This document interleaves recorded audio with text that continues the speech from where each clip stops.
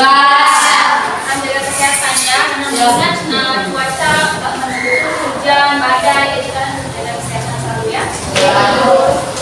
Oke, sekarang ibu mau absen dulu sebelum kita mulai.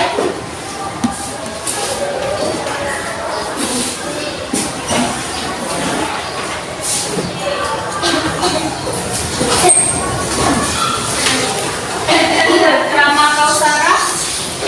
Iya. Jawab ya, jawab hadir. Azamin Tata Semira? Sakit. Damara Fandi? Sakit. Oke, agar pembelajaran kita lebih berkah, mari sama-sama kita berdoa terlebih dahulu. Doa dimulai.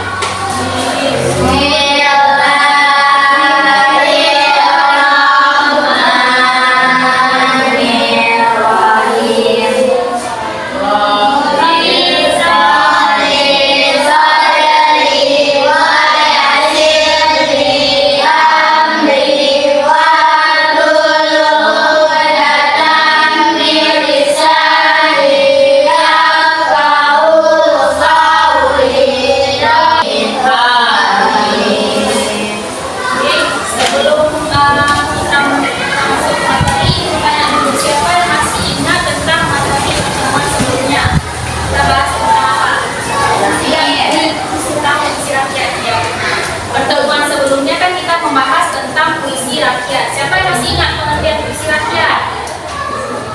Puisi rakyat apa? Pengertian yang kedua lagi nah? Puisi rakyat adalah sastra yang diwariskan generasi mencerminkan kehidupan sehari-hari masyarakat. Baik, nah kan pertemuan sebelumnya kita membahas tentang puisi rakyat. Puisi rakyat itu dia terbagi ke dalam beberapa jenis. Yang pertama ada pantun, syair, dan gurindam. Kalau pantun kan kalian udah pelajari itu di pertemuan sebelumnya sama Ibu Cut. Nah itu mau tanya, siapa masih ingat pengertian pantun? Pantun adalah jenis puisi berasal dari daerah lain. Setiap baitnya terdiri dari 4 baris dengan pola 5 AB AB. Benar sekali, yang sepertinya adalah ada kita. Oke, Ibu Angga, kalian sudah mengerti semua tentang pantun. Sekarang kita membahas tentang syair dan gurindam.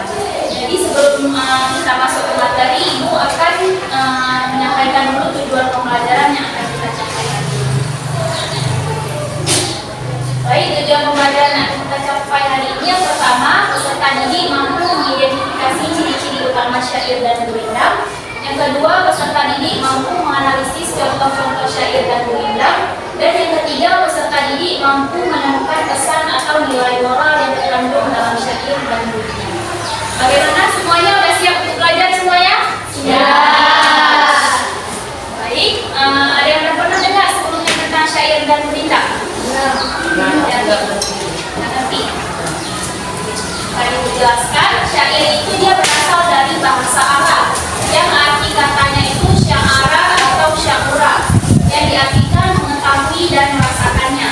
Sedangkan dalam Kamus Besar Bahasa Indonesia atau KBBI dimaknai sebagai puisi lama yang tiap-tiap bait terdiri di atas 4 baris yang berakhiran dengan bunyi yang sama. Nah, di syair itu satu bait itu terdiri dari 4 baris sama dengan pantun yang telah dirujuk jelaskan sebelumnya.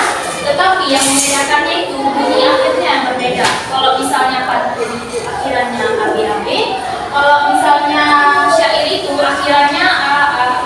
Makanya dibilang berakhiran dengan bunyi yang sama. Paham? Oke, selanjutnya ciri-ciri syair terdiri dari 4 baris. Jadi satu bait itu 4 baris. Terus yang kedua, semua baris adalah isi. Beda kan sama pantun. Kalau pantun satu bait itu terdiri isi semua atau enggak? Baris 1 sama 2? Baris 1 sama 2 disebut apa? Ya, lampiran. Baris 3 dan 4 disebut isi. Ya benar. Nah, kalau syair itu dia nggak ada lampiran. Jadi satu bait itu isi semua. Jadi nggak pakai lampiran. Terus yang ketiga, memiliki rima bersamaan, rima atau artinya bersamaan bunyi atau persedakannya ya. Terus yang keempat, berisi cerita atau pesan. Biasanya berisi tentang sejarah, agama, ataupun filsafat.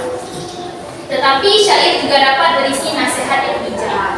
Terus selanjutnya, fungsi syair.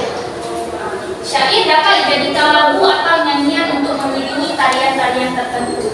Nah, contoh tarian yang menggunakan syair untuk pengiringnya itu ada tarian indam dari Minang. Tarian indam itu sama kayak tarian saman, tapi dia lebih bervariatif. Terus dia menggunakan gendang rebana.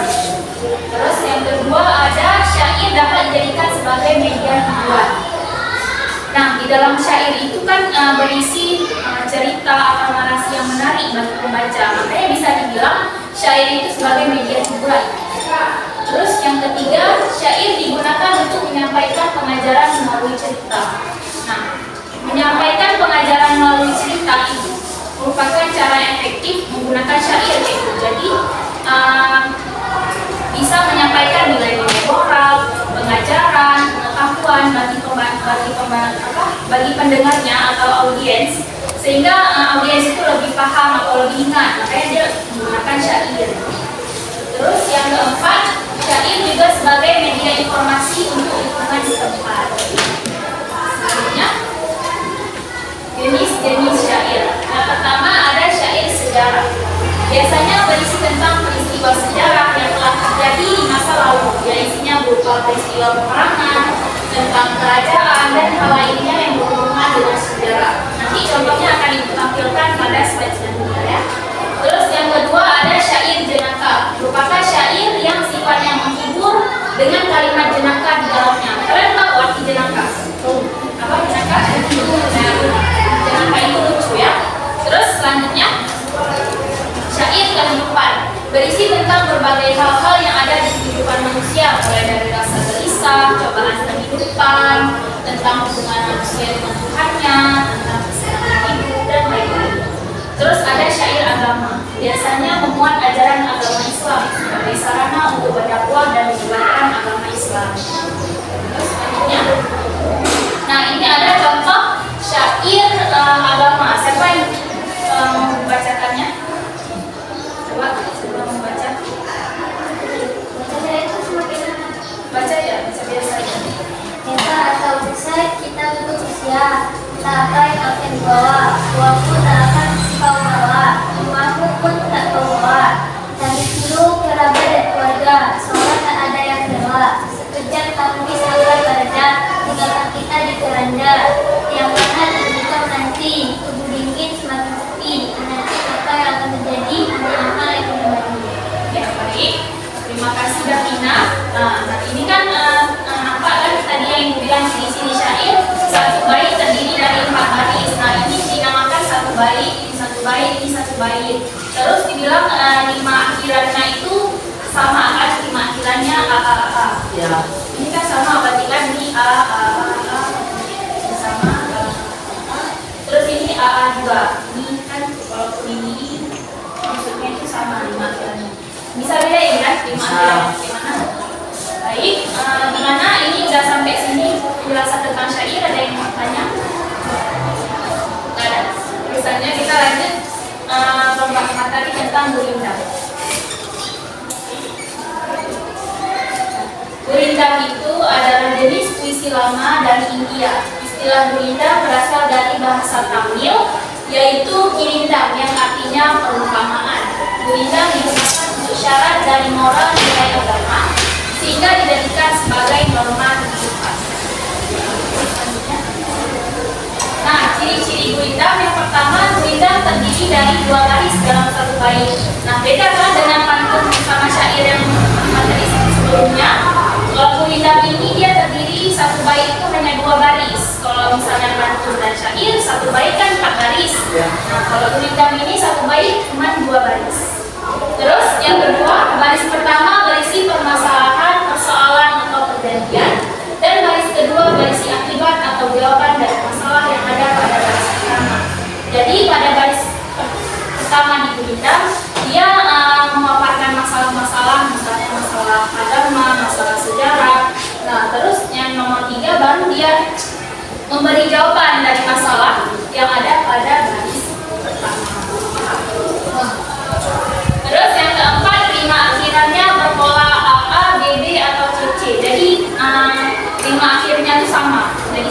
ada syair rima akhirnya sama. Terus yang kelima, Bu Indah mengandung nasihat, pesan, kata mutiara atau filosofinya.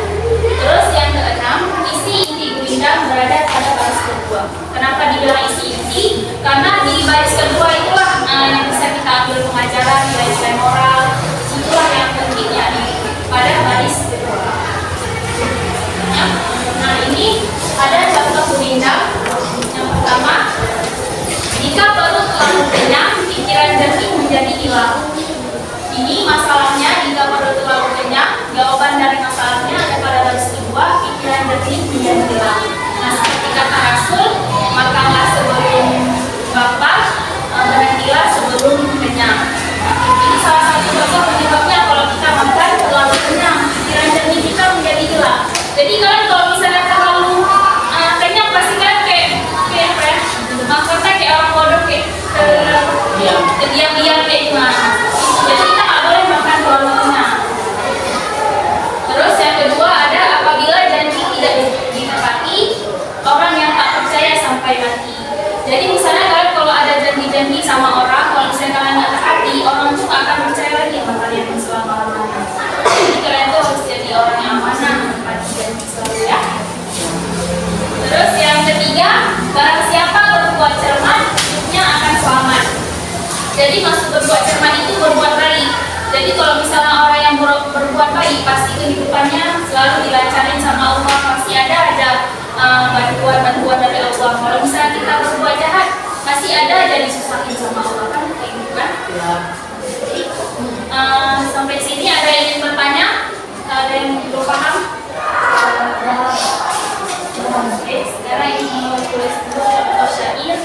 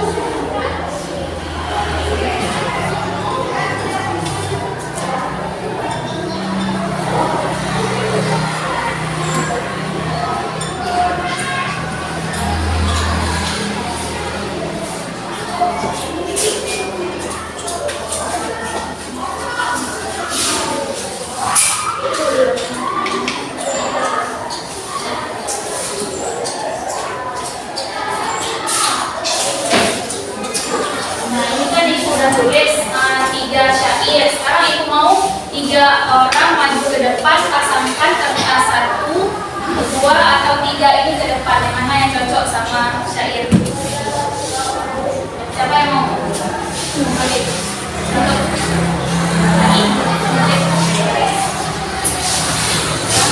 Coba pasangkan di syair-syair ini. Mana yang cocok?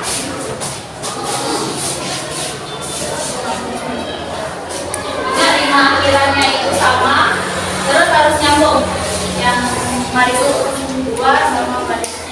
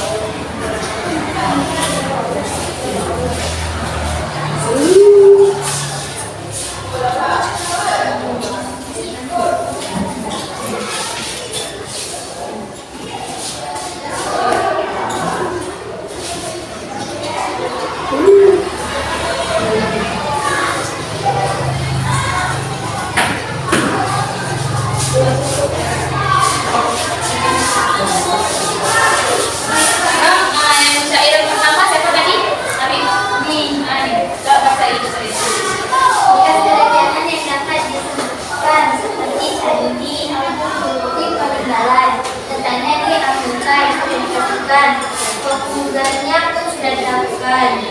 Coba menurut kalian semua ini ada di syair apa? Ini sejarah. Kenapa saya sejarah? Karena itu Ya, kerajaannya ini Candi Agungnya. Jadi ini namanya syair sejarah. Terus syair kedua siapa tadi? Dengan dia benar ilmu yang berkembang, ilmu sana kemudian ilmunya mengembang. Kami hendak tak ilaha bimbang. Jawab tertawa tidak terjebak. Nah, menurut kalian ini jadi syair apa? Kenapa? Syair kenapa? Terus yang syair ketiga dari siapa?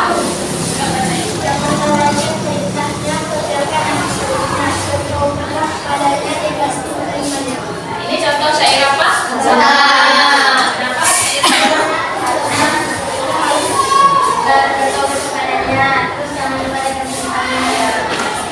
kita tepuk tangan untuk 3 orang di depan ini.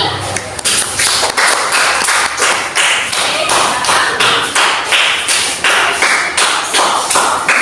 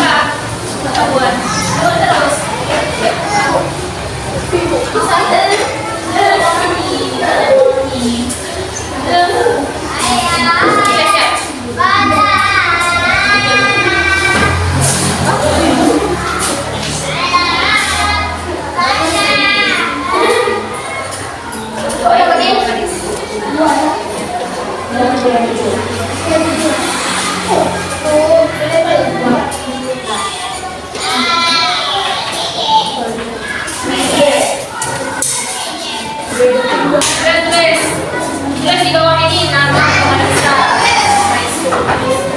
Yes, betul masalahnya berapa?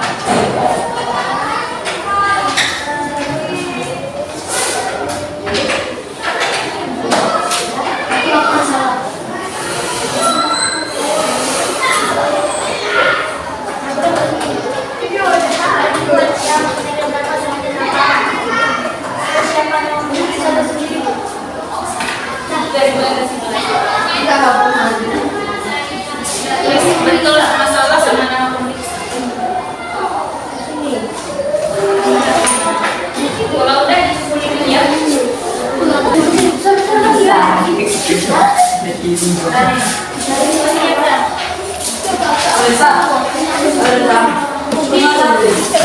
Dan bisa menyimpulkan manfaat dari kita belajar syair sama pengirak.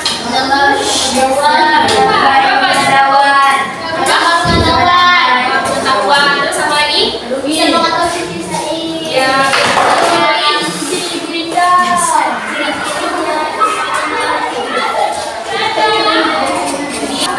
jadi kesimpulan kita mempelajari syair dan berita membantu kalian semua mengembangkan apresiasi sastra, pemahaman budaya, dan keterampilan bahasa sambil menanamkan nilai-nilai moral yang berguna bagi kehidupan kalian semua.